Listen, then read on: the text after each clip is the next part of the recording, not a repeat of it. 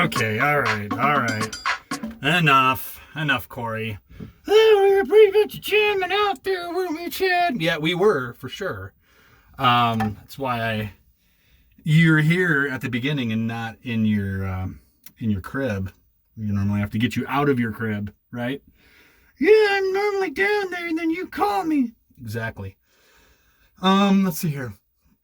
I gotta shut off a piece of equipment. That right there needs to go off. So now we just have our lights on. So, hello everybody. Another Fitz Radio. I'm Uncle Chad.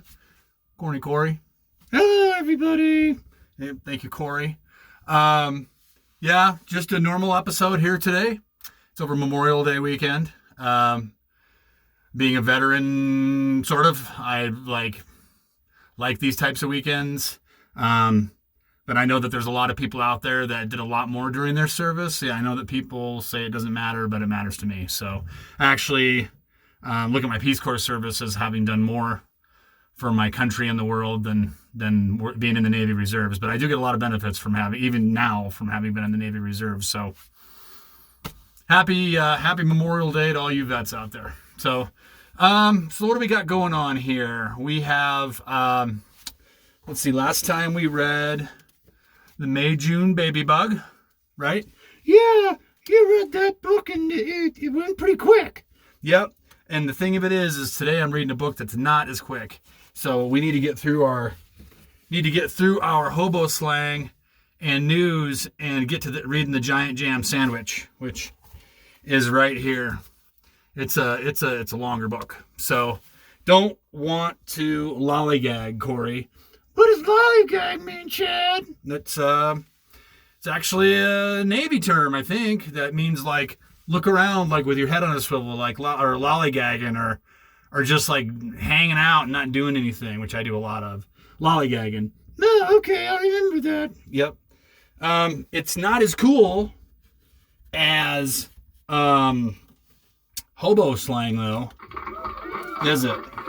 Everybody just groans like, oh my God, hobo slang. So I did us all a favor. Corey, I did us a favor. I went through beforehand and kind of culled out some of the words that are like completely obscure. I mean, stuff that doesn't even make sense, so that we're only working with words that sort of make sense, right? The whole point is to understand a different lexicon of a totally different group of people that existed that we would never be exposed to. And I like trains, so obviously like the hobo slang, it kind of makes sense, right? Yeah, it makes sense to me. All right, cool. Then let's get after it. So not going to spend a ton of time on this, but because I always ask you because you're the one that's here, right? So what do you think? The first one would be what are block scrappings? Block scrappings. Block scrappings. I have no idea. Fair enough. Cool. Just call it if you don't know it so we can just move through it. Yeah, block scrappings are meat that's begged from a butcher. So like the butcher has a block, and so if you're begging for the scraps, I think it's scraps, not scrapings. That'd be kind of disgusting. But the block scraps is basically a meat from a butcher that you'd go in and beg for. Oh, okay. That makes sense. All right. Let's move on to the next one, Chad. All right. Here we go. What do you think? What if they say, hey, Corey, I think you're just blowing smoke? Have you ever heard that before? Oh, yeah, I know this one. Blowing smoke. Blowing smoke, Corey. What do you think it is? Is it, boasting? Wow, it is. It is boasting. Boasting. That's impressive. Blowing smoke. I'm boasting. Okay. This one should be super obvious. I don't know. I've been using this term for many, many years, and it's a hobo term, but it's a relatively new hobo term because it has to be since 1970. That's a little bit of a hint. Since 1970, people would use the term BN It's an acronym. That's another hint. What does BN stand for, Corey? BN.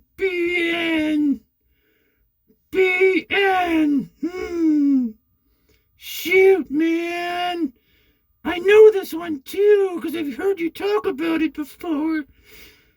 Oh, I feel like you're gonna be mad at me. I'm not gonna be mad at you, Corey. I won't be mad at you. Not in this game. You really don't know? No. I got Big Nugget.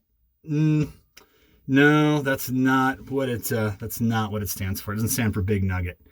BN stands for Burlington Northern, as in the Burlington Northern Railroad that preceded Burlington Northern Santa Fe, otherwise known as BNSF. Oh, man, I knew that. That stinks. No, well, it happens to the best of us. Here, Corey, how about this one? You been studying up on your hobo slang stuff? Yeah, I try. I know it's what we do, and there's really nothing else to do, so yeah, I do some. But it's really hard. Feels like studying for like a college exam. Okay. So would you happen to know what a bobtail is? A bobtail in hobo slang. Not trucks. I know there's trucks, there's bobtails too, and there's cats that are bobtails. It's not a bobtail cat. What do you think a bobtail is, Corey? I think I know this one, Chad. You do? What do you think? What do you think a bobtail is, Corey? Let's hear it. How about a short local freight train? Wow, that is awesome. You nailed that one. You've been studying. I can tell. You got your thinking cap on there, Corey. Not your tire. Not that, but your thinking cap for sure. Yeah. Are you saying something about my tire? No, your tire's fine. I kind of like it when you wear it. I know it's because you're tired, So it's kind of the joke. If you want to wear it, that's fine. Yeah, I'll wear it sometime in the future. Okay, great. So you nailed bobtail, and people call hobos, they call them bows, right? Yeah, it's short for hobo. Bow. Yeah, bows. So here's this one. So you've got the Smurfs. You know Smurfs? Yeah. You've got the Smurfs, and then you have Smurfette, right? Smurfette. She's what? She's a girl Smurf. Exactly. Okay. So if you had a bow, a bowette, what would a bowette be? That would have to be a female hobo. Yes, Corey. Good job. Perfect. All right, we're getting through these. So I don't think you're going to know what this is, but we'll go ahead and give it a shot. What's a bohunk? I know that word's got different meanings in different parts of the country, and sometimes they're not like great, but what would hobos mean a bohunk is? Like a railroad worker who was all greased up, and he was out on the line hitting spikes, and his muscles were glistening in the sun. No, I think you're thinking of just the word hunk. I think that's what somebody would call a hunk. What's a bow hunk? Not. Let's see here. Could it be a hobo hunk? Like a hobo who's in really good shape? I don't think hobos are in good shape. I don't think that exists. No, I'll just tell you. A bohunk is a Polish or Slavic laborer. Oh man, I wouldn't have known that one. Nope, that's okay. This one's kind of interesting. What does it mean when a hobo uses the term boil up? Not like boiler up, like Purdue or anything like that, but like what does boil up? Why would you boil up something if you're a hobo? if they're making food. I suppose they could, but that's not what this term is in reference to. What else might you boil if you're a hobo? Because you only got a few earthly possessions. You don't have that many like things with you. So, I have no idea, Chad. Okay, fair enough. Boil up is to wash clothes and kill any vermin therein. Ew, that's disgusting. Yeah, it's really gross actually when you think about it. Like it's time for me to boil up, boys, and then like put your nasty shorts and pants into a pot. I guess that's the way you do it, right? But what do you think a bone orchard is? A bone orchard? Yeah. What's a bone orchard?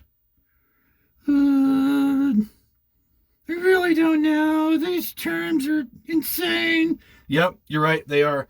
A bone orchard is a graveyard. A graveyard? Yeah, a graveyard. Like as if a hobo goes to a graveyard, calls it a bone orchard. Yeah, okay, all right. Move on to the next one. All right. Moving on, Corey. Moving on. I swear we're close to being done. Let's see here. What's up? We have... Oh, wait a minute. I wouldn't say we have one of these, but okay, I don't want to confuse you, but so what's a bone polisher? What would be something that would polish bones? Bone polisher. Why would anybody want bones? I don't know. Don't have to necessarily think hobos. Like, what else might be out there? Well, dogs like bones. Is it a dog? No, that's actually pretty close. It says a wicked dog, like an angry dog, is a bone polisher. So, what is a what's a boodle jail? So you know it's a jail. What does the boodle mean combined in hobo language? What do you think that is? A boodle jail. I think it might be a place where a hobo would go and they would be arrested on purpose because they know that they'd have good accommodations throughout the wintertime. Corey, wow. Holy mackerel. Man, you nailing it, man. That's great. That's great. Okay, that's it. That's all we've got. That's all we've got for that. So everybody's happy. Everybody's happy that hobo slang is over. Okay. So let's see here. We've got a little bit of family news. So Julie and the girls are now on summer vacation. And that means it's just last week was their last week of school. And Addie gave a 9th grade continuation speech and received one of 7 Falcon of the Year awards out of her entire class. So that was pretty cool. Really liked, it really sort of humbled us as parents to know that she's doing that well. And then she also, and this happened before, this was like the week before, or maybe earlier in the week, last week. Addie won her district 200-meter dash, and the 8x medley relay that team that Addie was on got first place. So those are both very, very good.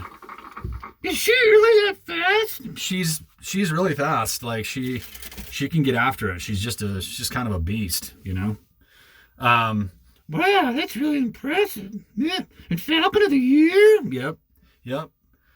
For sure. So, but I also wanted to mention that both girls, both Addie and Elena, ended up with great grades at the end of their year. So that's actually great too. That's what we're really looking for, is for good grades. So Looking forward to next year. Addie's going to be in high school at Broomfield High, and Elena is going to be in 7th grade, continuing at Broomfield Heights Middle School. So, oh, that's great. Yeah, all right. These girls are rocking it. Yes, they are. So, let's see here. So, with that, I can go ahead and start the giant jam sandwich, and we need to get through it too. So, okay, Corey, do you want to stick around? This is always hard because like I'm holding the book here and then you're like behind it. You go ahead and put me down. Oh, okay. All right. Let's go ahead and everybody, Corey. Yep. There he goes. All right. See you, Corey. Bye, Chad. Okay. All right. Let's do this. I'm going to try my darndest to make sure that we've got good visibility on the book. So, okay. Takes just a second. If you guys can see this booth, it's just a little booth. So, when I flip the pages, I'm going to have to do it that way. Okay. The giant jam sandwich. It's Miss Lowry's class from way back when. I think this was when Susan's mom was teaching. Way back when. It's an old book. It's classic. The giant jam sandwich. Okay. One hot summer in Itching Down, 4 million wasps flew into town. They drove the picnickers away. They chased the farmers from their hay. They stung Lord Swell on his fat, bald pate. They dived and hummed and buzzed and ate. And the noisy, nasty nuance grew till the villagers cried, "What can we do?" So they called a meeting in the village hall, and Mayor Muddlenut asked them all, "What can we do?" And they said, "Good question," but nobody had a good suggestion. See all those people? Get all this stuff outside.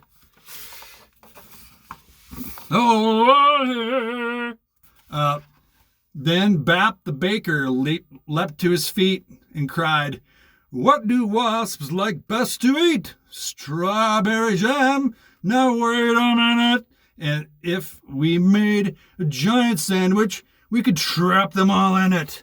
A gentleman cheered and ladies squealed, and Farmer's Seed said, "Use my field." All right, let's do this.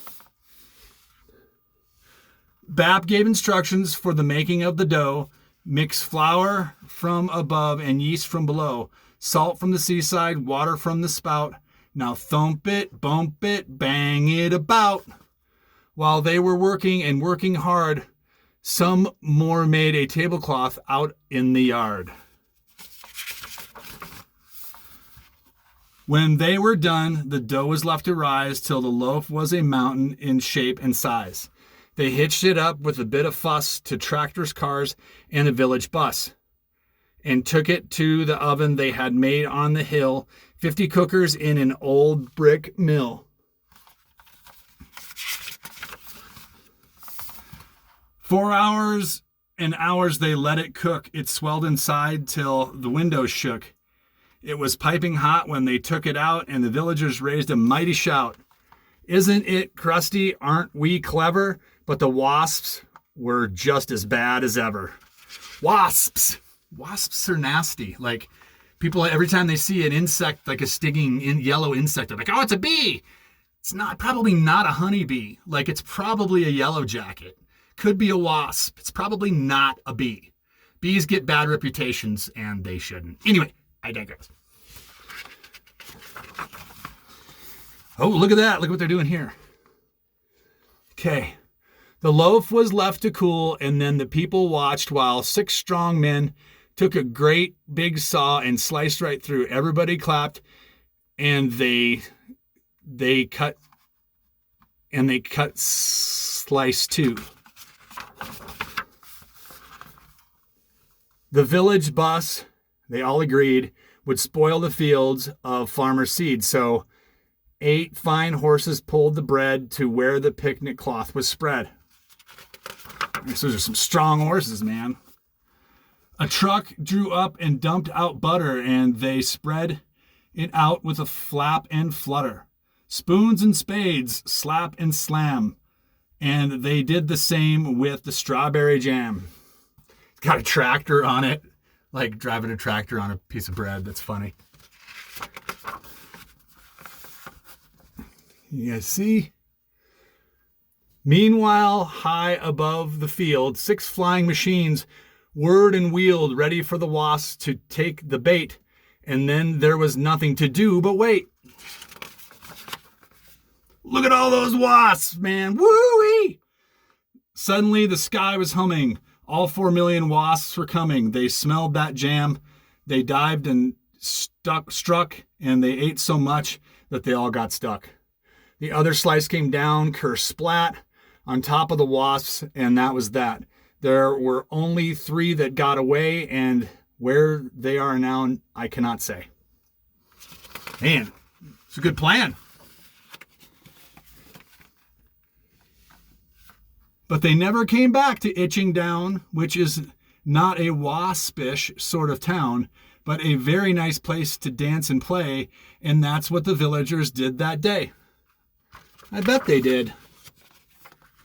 What became of the sandwich? Well, in Itching Down, they like to tell how the birds flew off with it in their beaks and had a feast for 100 weeks. The end. We did it. We got rid of the wasps.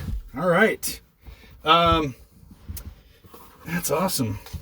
It went faster than I thought. My arms were like burning trying to hold the book up. But hey, it is what it is, right? So, let's see here.